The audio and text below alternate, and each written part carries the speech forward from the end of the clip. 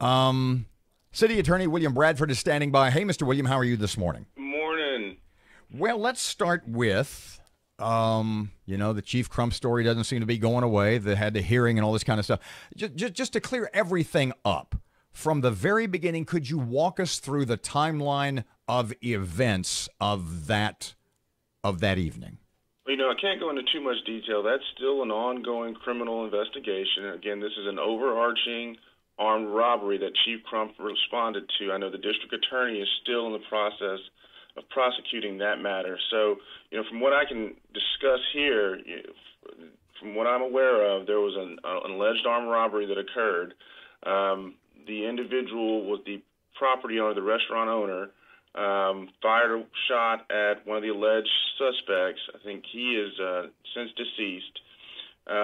Two of the other alleged suspects fled the scene, and Shreveport Police Department responded.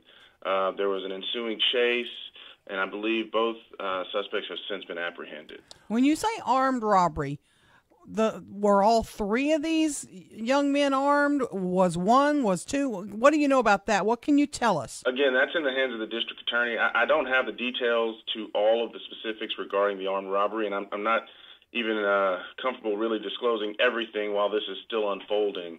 What I am aware of is, of course, I've done a review of footage and incident reports, and I had to make a determination of whether or not there were any purported policy violations from either Lieutenant Prunty, who also fired his weapon, as well as Chief Crump. The district attorney did conduct a review of the investigation that was done by Shreveport Police Department and found that there was no basis for filing any kind of criminal action against either Chief Crump or Lieutenant Prunty. On the audio that we have heard, there are 3 shots fired. Were all 3 of those fired by, were any of the shots fired by the alleged criminals, or were all 3 fired by Shreveport police? From the audio, I know that there were 3 shots fired by Lieutenant Prunty, and there was 1 shot also fired by Chief Crump. Let me ask you this. There are those who say the chief dropped his gun. Others are saying now they've seen it close. He dropped his cell phone. You've watched it really close. What did you see? What do you know? Yeah, I've watched the video several times. I've had it enhanced, zoomed in, slowed down. I've also spoken with Chief Crump, and I frankly and definitively I can say that it's not his weapon that falls. It's clear from the video and my review of the video that as Chief Crump is chasing the suspect, when he fires his weapon, it appears that his cell phone becomes dislodged from his utility belt, which he commonly carries on the front of his utility belt. That falls forward, tumbles, several feet. Chief Crump maintains control of his firearm in his right hand. He bends down with his left hand to recover his cellular device. At that time, he kind of stumbles and falls forward. It's a grassy area, stumbles and falls forward. He recovers himself fairly quickly and returns to the chase of the suspect. Since 3 shots had already been fired by Officer Prunty and the ensuing chase and the chief fired, is it safe to assume, obviously they thought that these suspects were armed? Right. And, is there any evidence of that? The attorney had to look at it when he reviewed it is whether or not they acted reasonably or whether they acted criminally. Clearly, the district attorney agrees that there was no criminal actions from either Lieutenant Prunty or Chief Crump. It's a split-second decision, and ultimately it shows that both of these officers are out there being police officers. I mean, this was clearly a suspect who was aggressively fleeing from the police. Again, there was shots fired earlier on that led to the entire chase.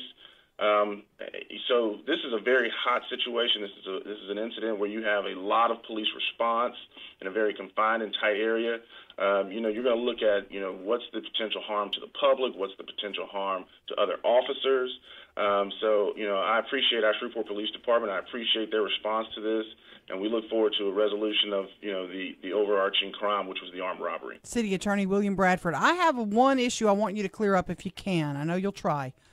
I have an issue with in the audio, you can hear Chief Crump say he heard the words "officer down" as he's arriving on the scene. Okay. I was told by some people on the scene that they also heard those words, but they thought it was referencing Chief Crump had fallen down.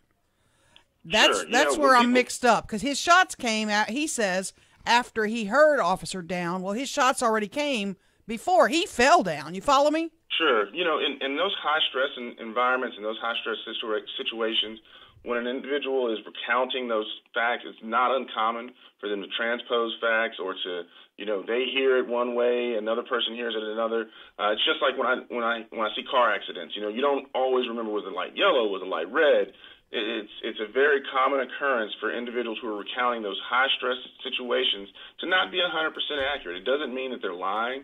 It doesn't mean that they're misleading the investigators. It means that as they recall the facts in that high-stress environment, that's how they recall them. But again, we have to remember, you do have, it's clear and straightforward that, you know, Lieutenant Prunty fired 3 times. This suspect is still fleeing. Chief Crump does say in his statement he turned towards him, the suspect turned towards him, and he had to make a split-second decision. Again, with the totality of the circumstances, that this is clearly an armed robbery suspect. He is fleeing from police, has been fleeing from police for several minutes now, and doesn't appear to want to stop. He has very little regard for the public as a whole. The police department has an obligation to be police officers. Mr. William, we'd heard from a couple of folks that the chief was in pursuit without vest and or radio. Is that a violation of policy? Is that going to affect the investigation? Will there be any fallout from that? Is that true? I don't know that that's true. I do know that Chief Crump regularly wears his bulletproof vest or some kind of protective device. I have not looked at that portion of the investigation, but you know, I believe Chief Crump responded in a reasonable manner, and he did everything he could to help protect the lives of the citizens as well as the police officers around him. Now, there's a home in the area that was hit by one of the bullets. You guys have to be concerned about that. We could have had a child killed, you know, et cetera. How do you respond to that? I know the chief is probably distraught about that, I would guess. Of course, and we don't know where the bullet came from. I don't have the information of whose gun was responsible for that bullet, but I will say this, that no police officer wants to fire their weapon.